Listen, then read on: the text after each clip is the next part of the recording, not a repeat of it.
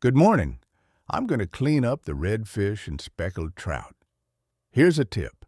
Put your fish in a plastic garbage bag before placing them in a cooler. This will keep the fish slime off the other items you have in the cooler. In my cooler, I keep the tackle I plan to use for the day, storing my soft plastics and jig heads in a gallon-sized storage bag. I also pack my water and ice packs in there. The last thing I want is fish slime getting all over these items. I also put the fish remains back into the garbage bag and freeze them until I can dispose of them properly. I started with the speckled trout, giving it a rinse to make it easier to work with. Notice how fresh it looks, even though I'm cleaning it the next morning. The eyes haven't turned white, and the skin still has a shiny, vibrant color. We've decided to cook these using the blackening method, cutting the boneless fillets into palm-sized pieces about 3/8 of an inch thick. We heat up a cast-iron skillet, melt some butter, and brown some garlic.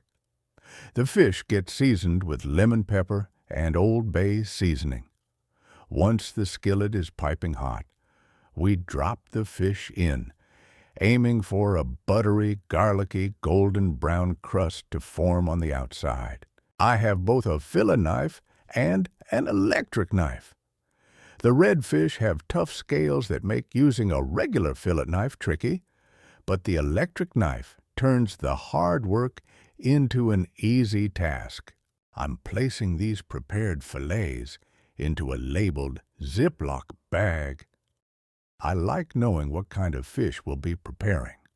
While the cooking is pretty similar, I might choose to make fish tacos, and I prefer using speckled trout for the taco meat over redfish.